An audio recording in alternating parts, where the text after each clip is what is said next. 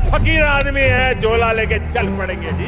लेकिन पूरी दुनिया में आपने ऐसा कोई फकीर देखा है जो 1,40,000 का चश्मा लगाता हो, खुद घूमते हैं 12 करोड़ की मर्सिडीज में, मतलब भिक्षा मांगकर यहाँ पर फॉरेन टूर भी कर लिए और डिजिटल कैमरा भी खरीद लिया डिजिटल कैमरा के रिलीज होने से पहले। और नरेंद्र मोदी अपने आप को गरीब ही नहीं, बहुत गरीब परिवार का बताते हैं। मित्रों, मैं बचपन में रेल के डिब्बे में चाय बेचता था। वाह, क्या फकीरी है। वो भगवान है हमारे, हम उनकी पूजा करते हैं। सच तो ये है दोस्तों कि ये लोग हमारे हिंदू धर्म को ही तोड़ने मरोड़ने लग गए अपने नफरतखोर एजेंडा को फैलाने के लिए। नमस्कार दोस्तों, जर्नलिस्ट अनिल यादव एक बीजेपी वर्कर मंगल वाजपेयी से बात कर रहे थे कानपुर में। मंगल एक लोडर का काम करते हैं, यानी गाड़ियों में सामान चढ़ाने का काम करते हैं। क्या नाम बताए? योगी साहब। मेरा मंगल वाजपेयी है। यहाँ लोडर का काम करवाते हैं। साथ ही साथ ये बीजेपी एमएलए महेश त्रिवेदी के लिए वॉलंटियर भी करते हैं। ये उम्मीद जता रहे थे कि बीजेपी इस बार 400 पार करेगी। चुनाव में किसका माहौल है? बीजेपी जीतेगी 400 के ऊपर। लेकिन जैसे जैसे बात आगे बढ़ती है, मंगल अपनी परेशानियों के बारे में बताते हैं। वो बताते हैं कि उनके पास बिजली नहीं है, सीवर की व्यवस्था नहीं है। हमारे पास बिजली नहीं है घर में, हमारे पास लैट्रिन घर में नहीं है, हमारे पास सीवर व्यवस्था नहीं है। उन्होंने बीजेपी एमएलए महेश त्रिवेदी को कई बार कहा, हमने महेश त्रिवेदी से भी कई बार कहा कि 20 फुट पाइप पड़ना है, तो अगर पड़ जाए तो हमारे घर की सीवर व्यवस्था बन जाए। नहीं बन पाई। उन्हें कुछ भी नहीं मिला और ना ही उन्हें कुछ मिलने की उम्मीद है। त्याग तपस्या की मूर्ति है कि कुछ नहीं मिला, लेकिन उसके बावजूद कोई शिकायत नहीं है और ना कोई उम्मीद है मिलने की।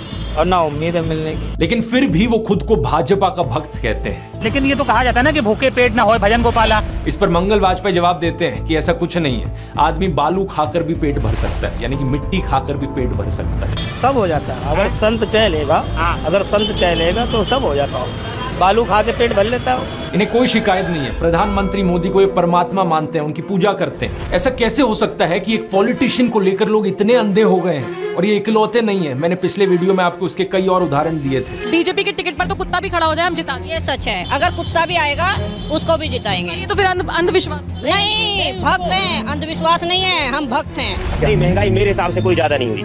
अब मैं 10 साल से बनियान नहीं पहन रहा, देखो आप। वो भगवान है हमारे, हम उनकी पूजा करते हैं। ऐसा हुआ है इमोशनल मैनिपुलेशन और ब्रेन वॉशिंग की वजह से। एक बड़े स्केल पर देश में लोगों का ब्रेन वॉश किया गया है, और जो माफिया यहाँ पर ब्रेन वॉश कर रहा है लोगों का, वो 4 डिपार्टमेंट्स पर काम करता है। पहला डिपार्टमेंट लोगों में गर्व और अहंकार भरता है कि आप महान हो क्योंकि आप हिंदू धर्म में पैदा हुए। दूसरा डिपार्टमेंट आपको एहसास दिलाता है विक्टिमाइजेशन का, कि सदियों से, 1000 सालों से आपके पूर्वज विक्टिम बनकर रहे थे। तीसरा डिपार्टमेंट आपके अंदर डर भरता है कि आपको खतरा है उन लोगों से। और चौथा डिपार्टमेंट यहाँ नरेंद्र मोदी को मसीहा बनाता है कि सिर्फ नरेंद्र मोदी ही आपको बचा सकते हैं। पहले 3 डिपार्टमेंट्स की मैं 3 अलग अलग वीडियोस में ऑलरेडी बात कर चुका हूं। अब वक्त है इस चौथे डिपार्टमेंट को एक्सपोज करने का। नरेंद्र मोदी की कल्ट ऑफ पर्सनैलिटी, कैसे इनके इतने सारे फेलियर्स के बाद भी लोगों को इमोशनली मैनिपुलेट किया जाता है कि लोग इन्हें भगवान मान बैठे। आइए जानते हैं आज के इस वीडियो में।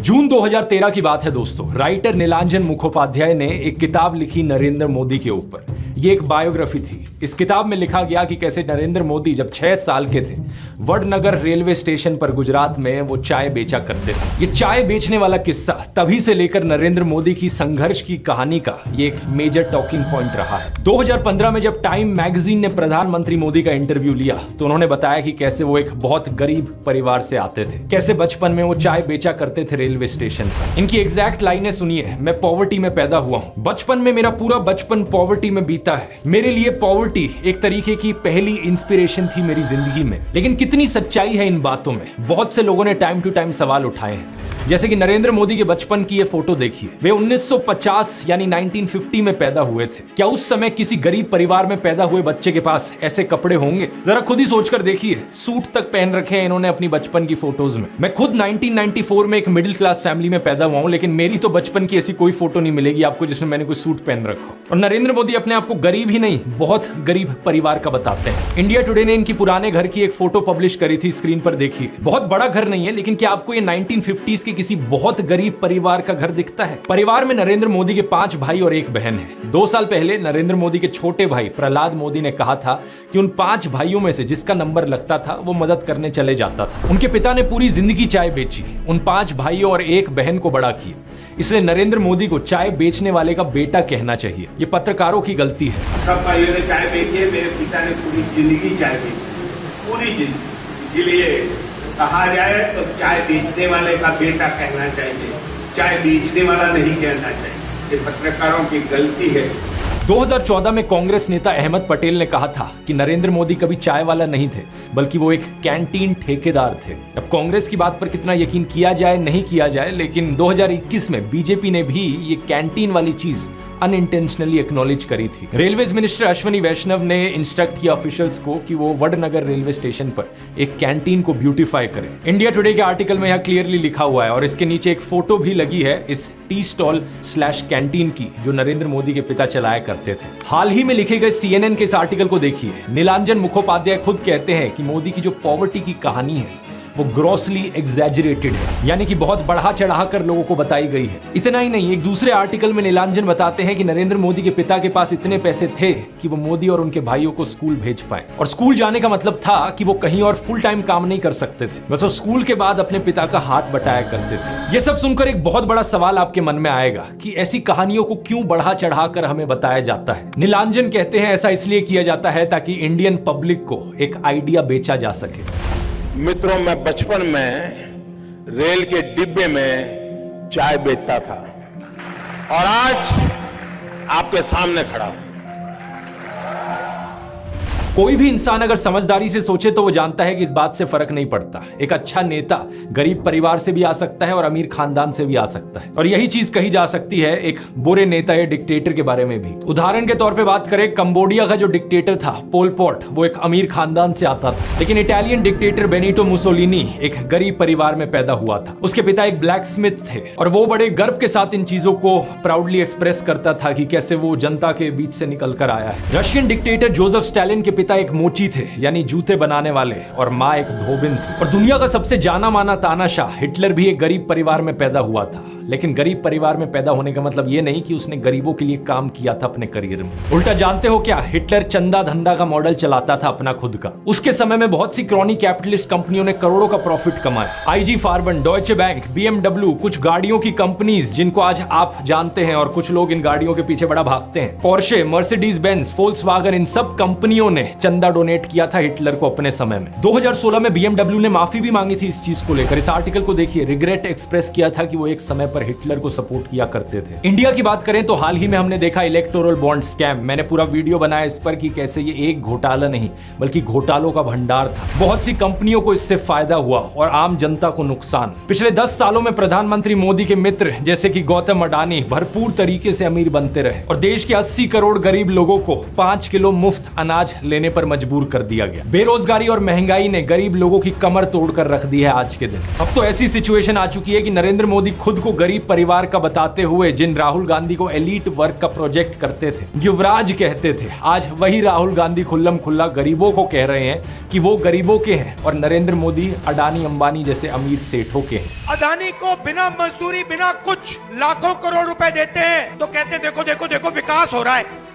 हमने मनरेगा किया, मजदूरी के लिए पैसा दे रहे हैं और कहते हैं गरीबों की आदत बिगाड़ रहे हैं। मैं आपका हूं, वो उनके हैं। राहुल गांधी कह रहे हैं कि जितना रुपया नरेंद्र मोदी ने अडानी को दिया है उतना रुपया वो देश के गरीब लोगों को देंगे। और मैं देश को फिर से दोहरा के कह रहा हूँ, जितना पैसा नरेंद्र मोदी जी ने इनको दिया है ना, उतना ही पैसा हम हिंदुस्तान के गरीब लोगों को देने जा रहे हैं। महालक्ष्मी योजना, पहली नौकरी पक्की योजना, इन योजनाओं के माध्यम से करोड़ों लाखपति बनाएंगे। इन्होंने 22 अरबपति बनाए, हम करोड़ों लाखपति बनाए। प्रधानमंत्री मोदी इसका ज्यादा जवाब दे नहीं पाए। उल्टा उन्होंने कोशिश करी थी ये कहने की कि अडानी अंबानी एक्चुअली में कांग्रेस के साथ मिले हुए हैं। जरा ये साझा घोषित करें इस चुनाव में कि अंबानी अडानी से कितना माल उठाया है।